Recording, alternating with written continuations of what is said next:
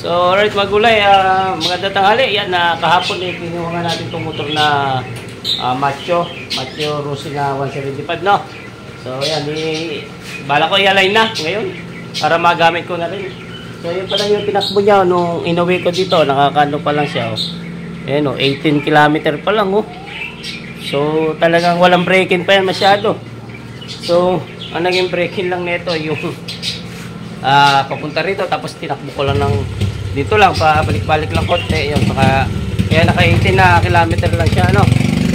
So bali ngayon ay i-align ko na nga. So dito wala naman ako magandang sidecar, kundi ito lang dati kong tricycle nga. Ito yung aking papalitan na Suzuki X4. Medyo marami na rin nararamdaman, no. Ultimong bangko nga hirap na rin ako mukot at talagang pitpit na, no. So marami akong gagawin, mga ano pa din yan, mga bubong. Bumili na rin ako ng materialis niyan, Yan. So bali kakalasin ko muna ito. Yan. Pagkakalas isasalpa ko nga si Rossi na Macho. Yan yung ating export na papalitan. So naandar pa naman, ay bibiyahe pa naman. Kanya lang marami na rin talagang pagawain, ano, kung tutuusin. So bali dyan natin isasalpak. Ikakalasin ko lang itong si export dyan. Yan. Kakalasin ko lang. Mamaya i-update ko kayo pagka ihiwalay na natin dyan. Tapos kukunin natin si Rossi 175. So ayun ko lang. I-baklasin ko lang. So yung magulay, bali ko na kung inano dito sa bagong Rossi yung kabitan nyo ng sidecar, no. Bigyan ko muna siya ng dito yung pagkakapitan natin dito ng sidecar pag nag-welding, no. Kasi yan medyo matarabaho, yan ang inuna ko, yan. Yan natin siya ikinapit sa dalawang tornilyo ng shock, ano, sa ilalim. Nilaparan ko na yung bakal na ano, tapos ito na yung pag gustong isingle, ito dalawa yung kinabit ko. Sa iba isa lang, pero ako ginawa ko dalawa para matibay. Ayan. So pwede na yan. Yan lang yung medyo matagal-tagal tarbahoin, Ngayon, i-spot na lang natin yan doon pagka nandun na sa may sidecar niya, no. Then, tinanggal ko na yung CDI niya, no. Kasi importante, mag-welding tayo. Tatanggalin yung CDI. Ayan. Saka itong battery, ano, kahit yung positive lang. Saka yung spark plug, binunod ko na rin ito. Tinanggal ko na. Ayan. Para sigurado na walang shorted, ano. So, bali dadalhin ko na ngayon yan doon. Tatanggalin ko na yung X4. Ayan. So ito na si X4 mga gulay. Medyo natanggal ko na ilang tornilyo niya din, Ito na lang natitira. Ayan. Saka yung dito natanggal ko na, pati yung dito. Ayan. Tanggal na. Bubunutin na lang yan. At dadalhin na natin si Rossi rin, Pupull out na natin si X4. So ito lang pala tatanggalin ko. Gagrinderin ko kasi naka-ispatan ko ito din, So ayan. Saka ito. Dalawa. Tatanggalin na natin yan. So yung magulay, bali natanggal ko na yung mga tornilyo niyan dyan. Yan, nakat ko na rin. Dito tanggal na lahat. So dito tanggal na rin yan dito sa loob, dito sa gitna, dito sa unahan. So tanggalin ko na yung motor na yan. Pull out na natin yan. Kunin natin yung isa.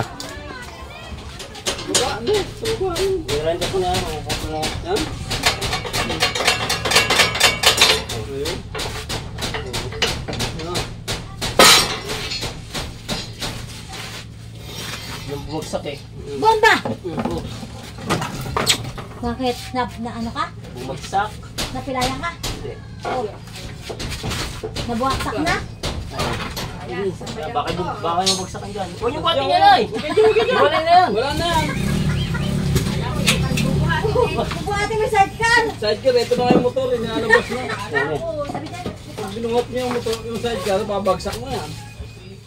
Ayos na muna yan.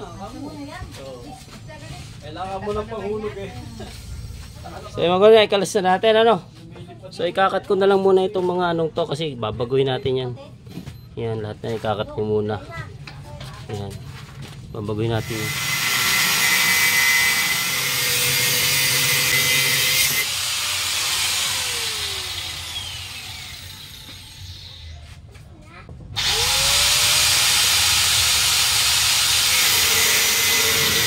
Natin yung motor, so sukat na natin.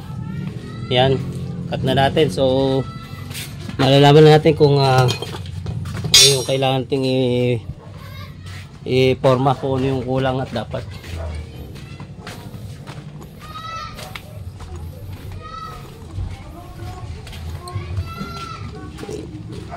So ito ating motor.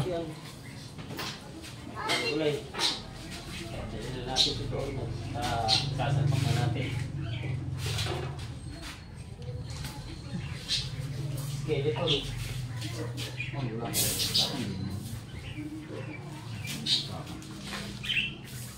Naka-steady focus to. Kaya naman pala eh.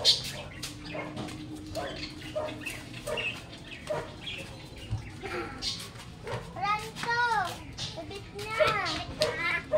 Kain ka? Ito, dyan.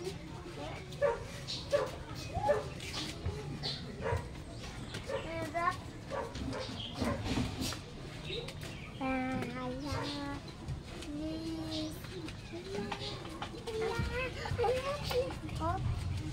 Kana.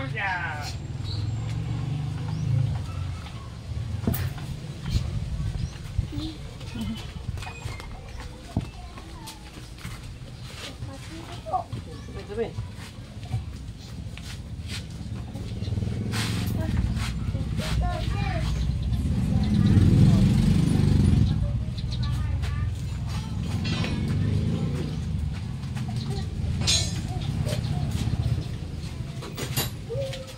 Rapid. Dali.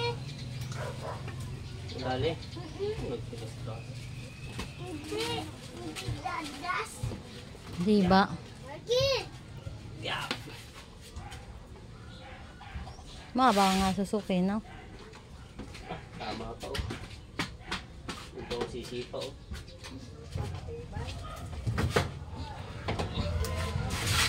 Yan. Kailangan tanggalin. Hindi ko ialay na ayos pala. Ano? Tama talaga ikiwalan. Oh. Doon. Hindi na. Doon. Hindi pwedeng hindi tatanggalin. Hindi maialay ng ayos. Ang layo. Ano? Angat. Tatamaan na isang motor.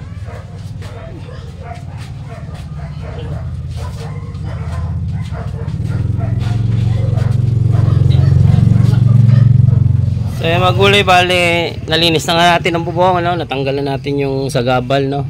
Kasi hindi natin maisentro. Kaya kinakailangan i-baklasin, no?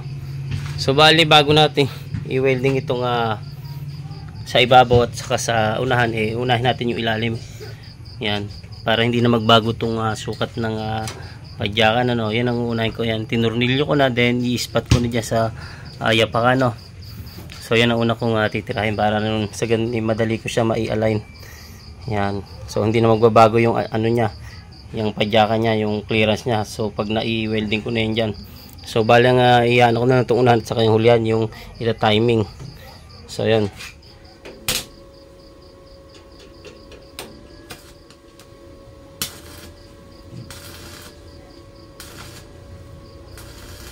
Ito magulay, naghanap tayo ng pinaka-guide natin ng bakal, ano. Iano natin dito sa side wheel. Yan, para malaman natin ang diretsyo ng gulong ng side wheel, ano, kung saan banda ang yan. So inano natin para malaman natin yung kadiretsyo ng side wheel. Then ngayon susukatin natin dito. May metrohin natin simula doon sa bakal, ano. Yan. Ipakita ang bidin sa may bakal. Sabi niya, buso. Ano dyan? So, ayun, nag-metro tayo ngayon dito sa ulihan. So, bali, ito yung sentro niya, 135. Nasa halos sa 135. Yun yung lapad niya. So, dito naman sa unahan. Natin ko nakadiretso yung gulong. So, ang galawin. Yan. Huwag kong galawin, buso.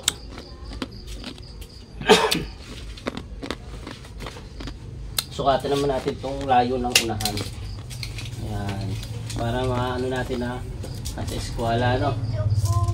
So ito yung ano niya, halos sa parehas. 135 halos yung gitna niya, ayan. 135. Ganon din sa pulyan.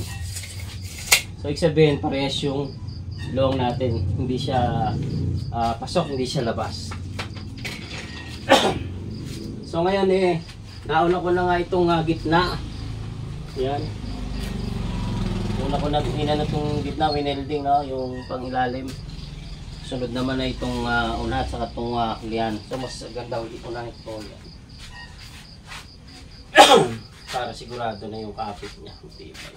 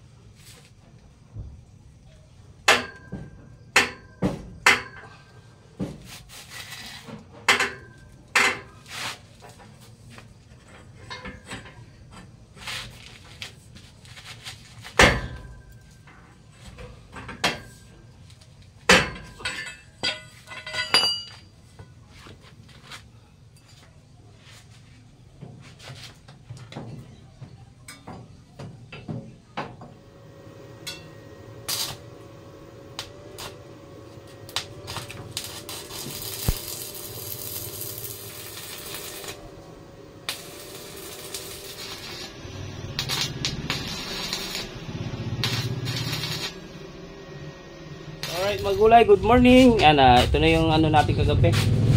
Nagawa kagabi. So, kagabi ang dilim. So, hindi ko na natapos yung bubong yung gagamit ngayon. Then, nag-ano ako dito ng tuntungan dito sa may gilid ng side, back ride, no? Ng ating motor. So, ito na yung nagawa ko kagabi. Yan, no? So, halos nai-align na siya. Pwede na siyang i-roll test. Kaso, lalagyan ko siya ng bubong. So ngayon ginagawa ko ito yung pinakatuntungan niya. Ito dito ako nagbe-bend. Ayan sa isang poste na yan. Nilagyan ko lang ng ano na yan. Pinakasuotan para ma-bend ko, no. So ito yung ginagawa kong yapakan na yan. So na yun. Dito nga ako nag-bend. Kapit poste nito. So ito yung gagawin kong yapakan dyan. I-bend dyan. Titigas. Talagang diskarte lang, kung walang diskarte na mahihirapan.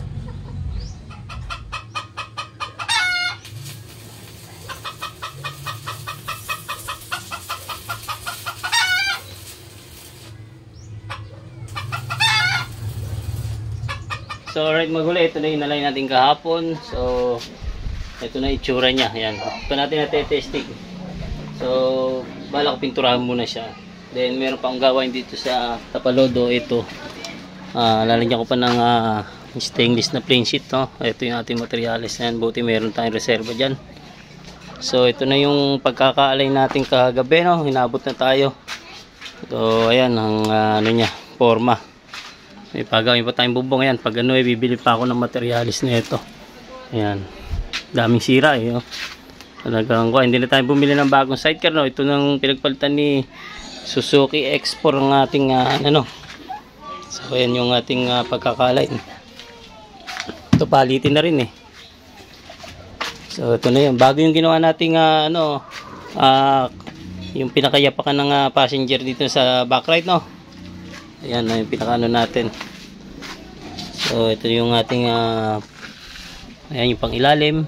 So ito yung unahan. Ayan. Pelitan natin lahat, no, ng mga bagong bakal lahat. Ayan. Bali binago ko lahat yan. So okay naman dito, nagkaroon lang tayo ng clearance dito kasi may dikit yung padyakan. Yan, ginawa lang natin ng paraan kaya talagang nilayo natin yung windshield doon sa sidecar. So ito na yung forma niya. Yan. Yan ang forma ng ating bagong Rusi 175. Galing kay Expo ng sidecar. Yan. So ngayon pipinturahan ko na siya muna. Yan. Binili ako pintura din ito. May pintura ng araw na to eh. So tingnan natin kung anong lagay ng pintura kong binili. Pinatimpla no. Mukhang tumigas na. Ilang araw na kasi ito eh. Oh, tumigas na nga. Yan. So ibabaw lang naman siguro to. Kasi nakailang araw na nga siya. Kailangan natin ng pang mix. Puti may ano lang hangin. So ibabaw lang siguro to. Kaya pinatimpla natin eh.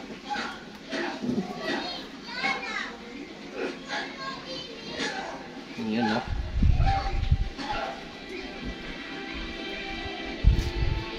Tumigas talaga yung ibabaw niya.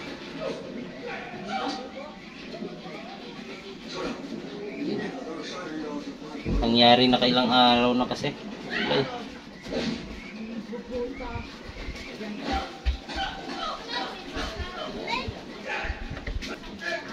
So ngayon i-apply na natin.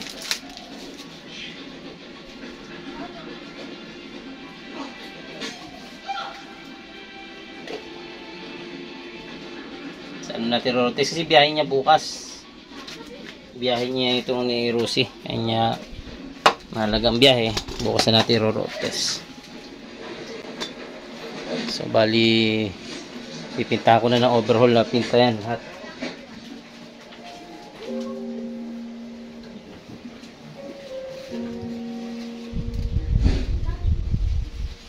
So bali bilhin natin sa pintura na to ay 200 na. 200 pesos yung patimpla natin.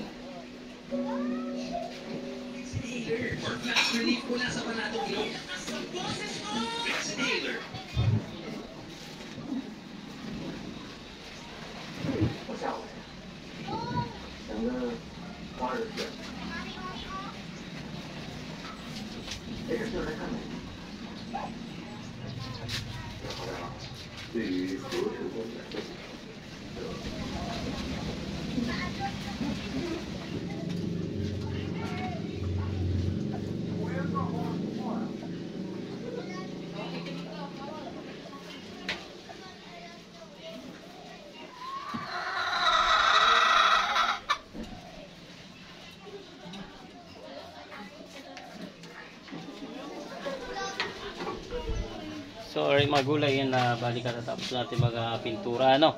Bali kinulang yung pintura kasi ibang araw ko na lang ako kumpletuin. So ito yung mga parte na napinturahan yan. Halos yung mga bakal naman na inano natin napinturahan naman lahat.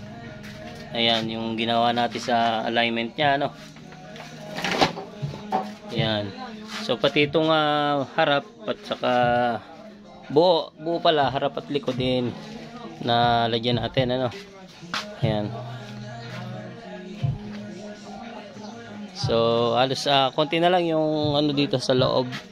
Yan, yung mismong ko na lang sa loob, pero yung mga gilid na lagyan ko. Ayan. So ito naman yung titirahin ko ngayon. Ito nga, backlash. I-stainless ko na. Ayan, bali papabricate ko muna siya dito bago ko i-cut. Yan. Ito muna.